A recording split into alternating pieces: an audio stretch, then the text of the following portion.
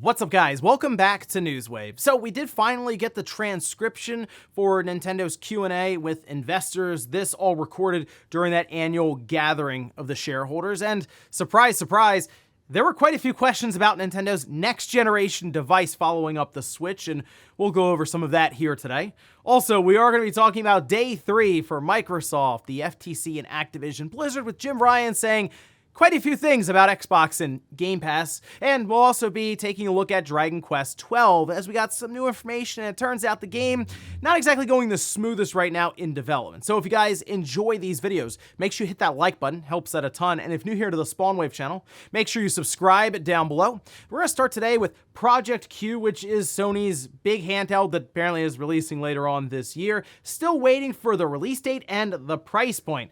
Well, turns out Microsoft has their own anticipated price for this system, and it was actually spotted in some of those filings that came out through the FTC hearing. And we can see this posted up by Steven Totilo over on Twitter, a nice little screenshot of it, where it says Sony is also anticipated to release a handheld version of PlayStation 5 later this year for under $300. Now, this is their remote play device, as in a handheld that we know looks like a tablet with a DualSense cut in half pasted on either side, but it will be reliant on your PlayStation 5 streaming through your wireless network in order to play it, so it won't really do much standalone. And when people saw this price, they were a bit shocked, and I did say you're going to see sticker shock on this one, because when I started hearing some of the estimations and price points that people were throwing out there, which were like $100, $150, I think, as I mentioned with something like the PSVR 2, that there would be sticker shock because it would most likely cost more than the console itself. I don't believe we're going to get to that kind of position with Project Q, but I do believe it's going to come in right around $250, and that's going to be an interesting day on the internet when that price gets revealed. Also, as part of some of those FTC filings, we are hearing about different projects that Microsoft has in the works right now.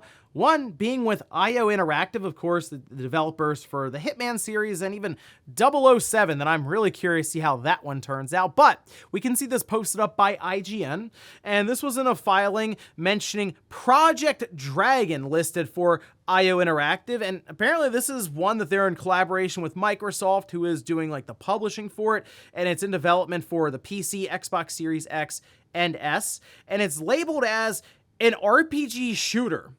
Now, in some of these documents, we have it being for XGS Publishing or Xbox Game Studios. So yeah, it looks like Microsoft did contract out IO Interactive to create this Project Dragon game. I assume there's a more finalized title that they're working out, but interesting to see this sort of come to light here. And IO Interactive also being on that list that Microsoft was kind of keeping their eye on, that was at least a studio that I had looked and said, you know, that might make sense for Microsoft to go out and pick up, considering they created the entire Hitman series that we have now and have done a good job making it more of a platform games as a service. Kind of leans into what Microsoft is trying to do with Game Pass with continuous updates through different titles. So apparently they have Project Dragon, they are still working on the Hitman series, and then 007. A lot going on there at IO Interactive. Oh, and we did get a bit more information, specifically really on the PC side for Starfield, as it appears that their official partner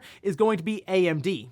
We've seen this before in different games, and basically what that means is that, like Jedi Survivor, wouldn't use DLSS. Instead, they would use AMD's technology with FSR2. And that also kind of leans into what you would have expected with the console, the Xbox Series, obviously using AMD technology. That would be using FSR2 as well, their upscaling techniques. And unfortunately, DLSS, most people obviously look at as being more advanced and giving you a better result, but probably not going to be used here, although who knows, the modding community has shocked me time and time again. But out of the box, day one, you're going to be using AMD FSR2. So we'll see how that holds up on release day when it comes out. And guys, with some of the quick news out of the way, let's get into the bigger stuff. Let's start right away with Nintendo and some of the questions they received around their next generation device during the gathering of the shareholders. This is also the same place where an investor got up and yelled at Nintendo about Splatoon 3 customization options, which, funny enough, did make it into the transcription. It was a more, we'll say, summarized version of what was said, but Nintendo was at least thorough about the entire interaction across the board with these different questions. And as I mentioned, this did talk about Nintendo's plans for next generation. They're going to keep getting these questions, by the way, until they finally announce something, or at least give them a bit more insight into their plans, as opposed to many of the stock answers. But the questions at least give us some of the maybe concerns that investors have based on previous Nintendo console launches. For example, one investor did talk about the transition of owned digital games. So, like the Wii U or the 3DS, you can't transfer those games to the Switch. And in fact, those eShops now being shut down, that was a big thing there when it comes to digital ownership and basically leaving all of that behind. Well, Nintendo did answer this question. This from Shintaro Furukawa, who says, "We are always considering various things about the specifications of future hardware, but at this stage, I would like to refrain from making any specific comments about future hardware." He's also pressed here about backwards compatibility, which is definitely a hot topic right now as we get closer and closer to this eventual system reveal. Says, as for the sales style of Switch software, there are different types, like physical package software bought in stores, download versions of packaged software, and download-only software.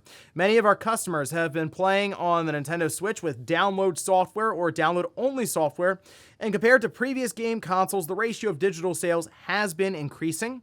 As a company, we would like to continue proposing unique gameplay through dedicated game consoles that integrate hardware and software in the future, so please look forward to it. Now, he was pressed a little more over the overall transition of accounts, where he says, regarding the transition to the next generation, in the past, hardware was the only means for us to connect with our customers, and every time we released a new console, we had to rebuild our relationship with our customers. However, with the Nintendo Switch, we have been able to directly connect with various customers through the Nintendo account system. The Nintendo account is not only usable for those with game consoles, but also for customers on mobile devices, and the current number of accounts exceed 290 million. Which, if you think about it, that's quite a few. That's quite a bit more than what we have with the overall Switch install size. So a lot of people signing up through mobile apps, I guess, for their theme park, any kind of special promotions they do outside of the Switch, or even mobile games. In the transition from Nintendo Switch to the next generation console, we would like to make sure that customers can smoothly transition while still utilizing their Nintendo accounts. So while it is good to see Nintendo continue to kind of double down on the idea of your account system following you from here on out, not being like previous generations, this isn't really new. They've been showing us this same Nintendo graph that excludes the Wii U, by the way, for years now. So he's basically just talking directly to the investor about this, describing that graph. And they're still very vague and coy about the idea of backwards compatibility for their next system. I mean, he does talk about the idea of them selling cartridges as well as selling digitally through the eShop, and how the digital purchases have continued to climb, which we've seen that across the industry. And yeah, we are on a crash course right now for an all-digital future, but Nintendo, I think, will be the last holdout, as they're most likely still going to have some sort of physical media for the next system. But there are a lot of questions still around the length of backwards compatibility that they are not at all being specific about. Will it be all of the games? Will they pick out certain ones that they believe will be able to make the jump through that account system? Because I do wonder if there are a lot of assumptions made that this is 100% backwards compatibility and there be no questions asked.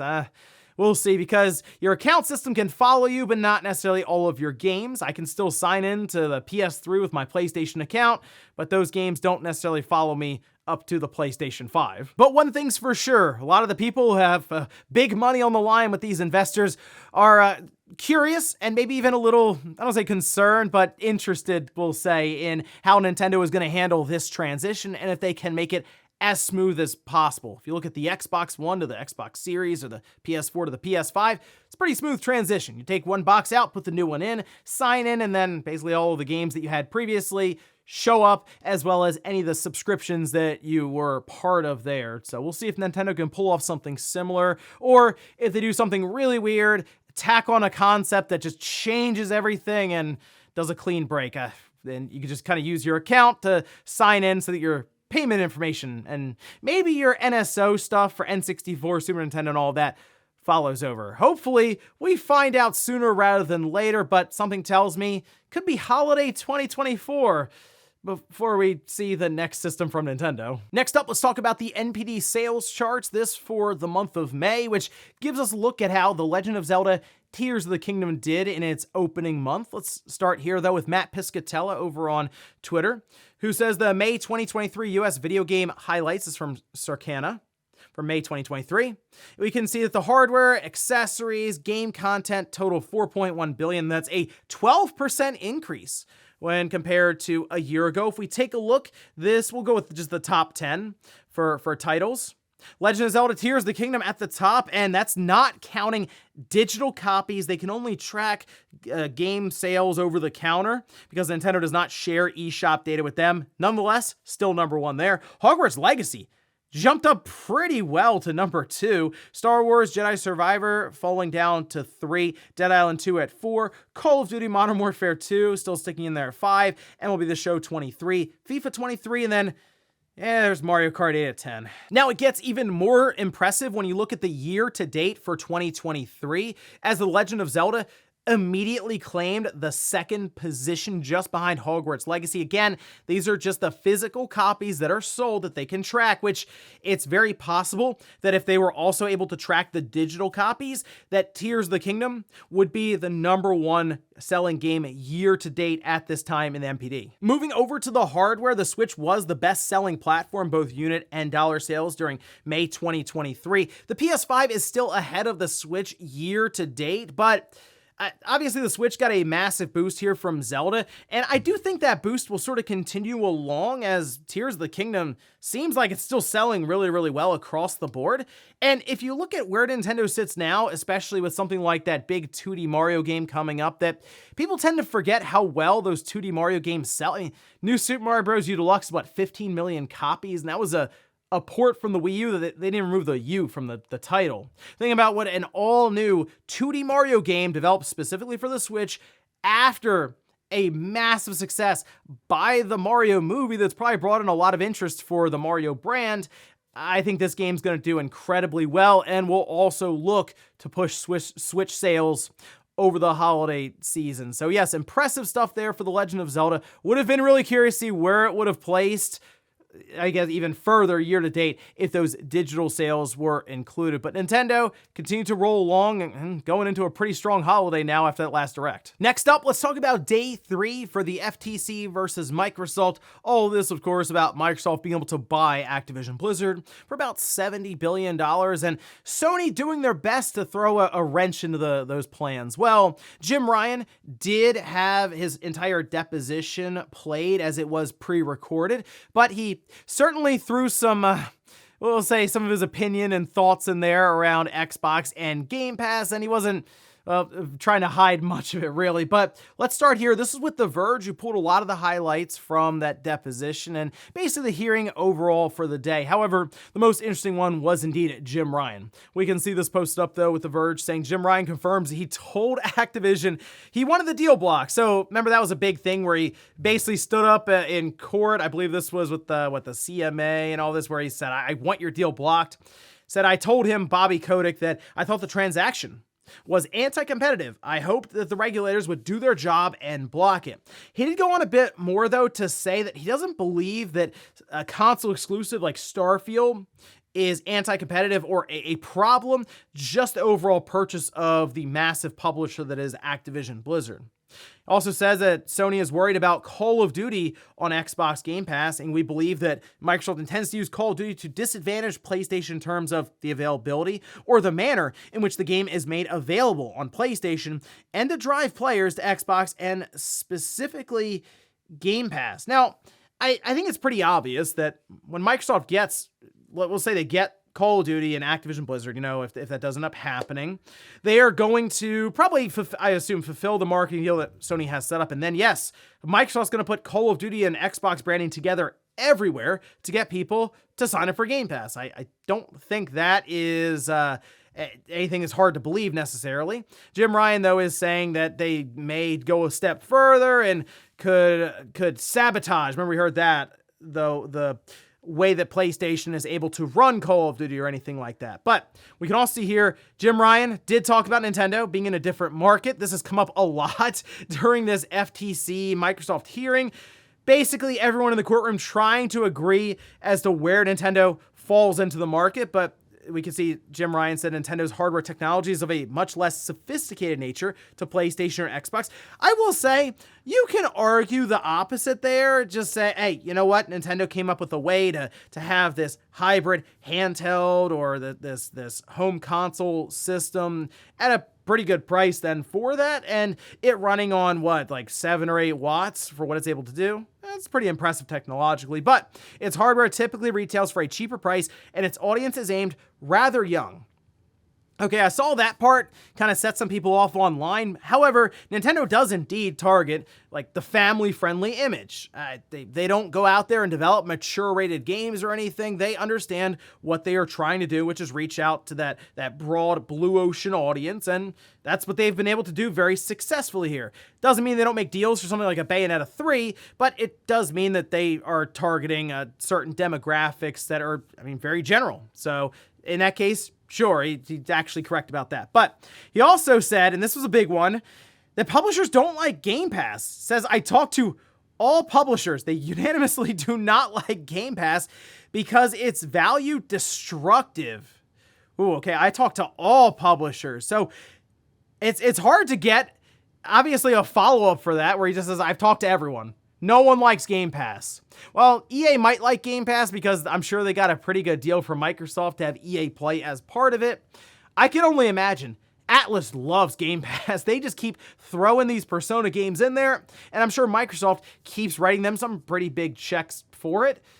It seems like just Sega in general likes Game Pass. Capcom has been doing things like, we see Exoprimal going in there. So I guess in his mind, he's saying, oh, Take-Two has said they don't necessarily like to do the subscription thing because they know GTA 6 is going to sell a stupid amount of copies, so why would they? And in that case, yeah, I agree. But I don't know if all publishers look at Game Pass and just really don't like it, because many of them are taking advantage of it right now. Now, that's not to say we don't necessarily know the long-term ramifications of having a subscription service putting out some big-time first-party titles that could, say, condition customers to not spend as much money with that platform. That's something we're going to have to see for the long run, and if that would actually affect third-party companies and different publishers and make them really not like Game Pass and what it's kind of doing to their sales. But at least for now, seems like many of them are making quite a bit of money on it that they wouldn't otherwise. Anyway, we'll see what Day 4 has in store for us today. I believe Satya Nadella will be testifying, and that could bring out some very, very compelling information around the inner workings of Microsoft and even the way that they view Xbox now and what they see in the future for it. So yeah, keep an eye on that one, and I'll keep you guys up to date on any of the highlights. And in our last bit of news, let's talk about Dragon Quest XII, which is a game that I'm very curious to see what the overall tone is going to be, what it's going to look like, and how is it going to play, because they kind of built it up as it being a departure from what they've done previously. And Dragon Quest XI and then 11S, awesome RPG. Completely recommend it. Pick it up on whatever system you can. It is a really, really good experience that still harkens back to the old school RPG days. But it looks like Dragon Quest XII is going to try something new. And it was very apparent that they're going for a more, we'll say, adult theme, I guess, around it. And they've kind of explained that themselves and really pointed out the way that the logo looked and everything, not necessarily being I guess, bright and colorful and cheery like some of the previous ones. Well, we can see this posted up. This was over on Noisy Pixel, but it is a Japanese outlet that published a text version of a radio interview that was conducted with the Dragon Quest creator Yuji Ori. And in this interview, the Dragon Quest XII is brought up, specifically the development of it, and asking, well, what's going on? When is it going to be released? He says, I guess it will take a little while. This time we are making a game directed toward an adult audience. So we are having a lot of trouble, again, laughing. There was also the coronavirus pandemic. Now, it appears the little star there, the asterisk, saying that the translation is an expression where the subject, in this case meaning adult, is the target audience. They do discuss remote work and how that slowed some things down, but I'm very curious over everything. I know some are wondering, is this going to be a darker tone game? Could they actually push this to be mature rated and really go after that adult audience with a game that at times just doesn't take itself very seriously, but it's very, very fun. And obviously bright, colorful. It has the Akira Toriyama art style, obviously, to go along with that. But I'm curious of the tone of the game, the visuals, and is this still going to be that traditional turn-based RPG?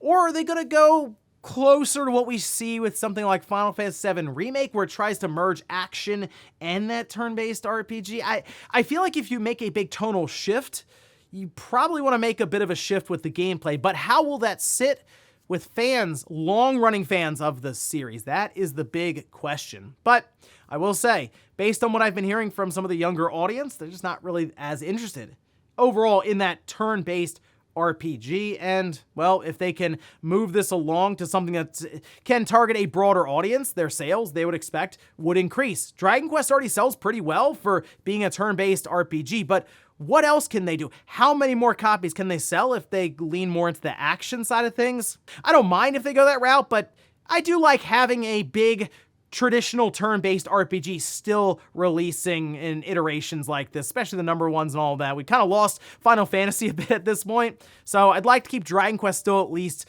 within proximity of the classic turn-based RPG. But I guess we'll see at some point. Still sounds like Dragon Quest 12 is a ways off. And before we go to the comment of the day, we're gonna take a look at the poll that I posted up yesterday, where I ask, have you played a mainline Dragon Quest game before? Look at that, 52% say no, 48% say yes. And there are a lot of Dragon Quest games out there on multiple different platforms, generations, and there's still 52% of people who voted here who have not played one of those titles. So yeah, there's still a large audience that they can potentially get on board with maybe a change up in gameplay, maybe a change in tone. It's hard to say, but it seems like they may have noticed this themselves with this big shift for Dragon Quest 12, but we still have to see what it looks like. So here's hoping they're ready to show sometime soon. Again, probably still a couple of years off. And we'll finish up with the comment of the day, as you're seeing here.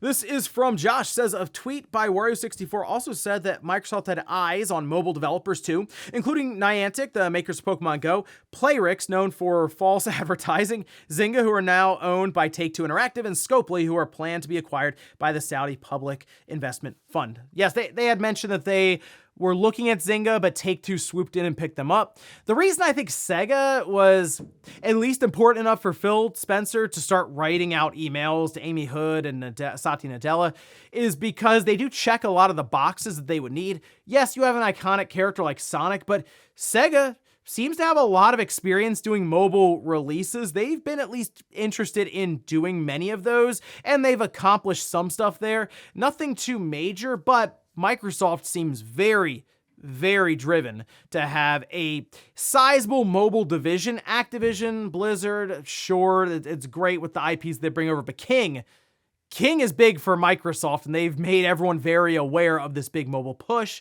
So having Niantic, even with the technology, that would also make sense for them. And again, I don't think they're necessarily done if they're able to pick up Activision Blizzard. If they can't pick up Activision Blizzard, they're definitely not done, and I think some of those smaller acquisitions will indeed happen. So, I think Microsoft is in it for the long run here, and that means that they will most likely be looking around potentially at some of those studios that have already been listed in those filings. And ladies and gentlemen, that's going to do it here for Newswave. If you enjoyed this video, guys, hit that like button. If not, hit the dislike. Leave comments down below about everything we talked about here today. Was Nintendo and their next generation system transitioning from one to the other using that Nintendo account. How far do you think that'll go in terms of backwards compatibility? And do you think they'll show up with a Switch 2 or something weird? And then also, what about the entire FTC, Microsoft, Activision, Blizzard case with all the information getting out there and Jim Ryan, his latest deposition. Thanks guys for watching, and I'll see you next time.